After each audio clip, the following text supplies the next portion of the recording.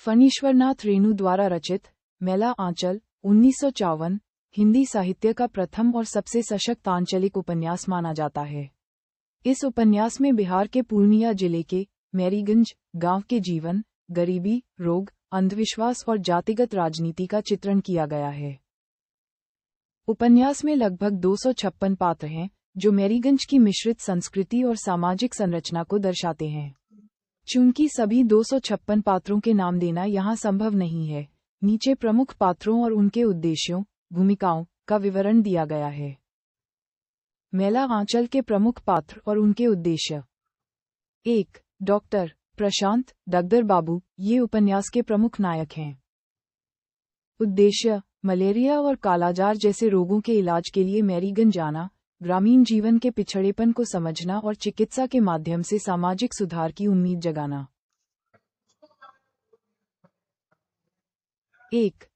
तहसीलदार विश्वनाथ प्रसाद की बेटी। उद्देश्य: ग्रामीण नारी की संवेदनशीलता, प्रेम और सामाजिक बंधनों के बीच संघर्ष का प्रतिनिधित्व करना।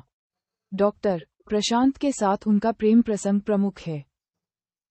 1. बावनदास, गांधीवादी विचारधारा का एक छोटा कार्यकर्ता। उद्देश्य: स्वतंत्रता संग्राम के आदर्शों और ईमानदारी का प्रतिनिधित्व करना। वह अंचल की गंदी राजनीति के बीच निस्वार्थ भाव से सेवा करता है और अंत में बलिदान हो जाता है। 1. बालदेव, कांग्रेस का कार्यकर्ता। उद्देश्य: ग्रामीण राजनीति में व्याप्त अवसरवादिता और आडंबर को दर्शाना। वह खादी पहनता है लेकिन चरित्र से ढोंगी है। 1. लक्ष्मी दासिन, मठ की कोठारिन।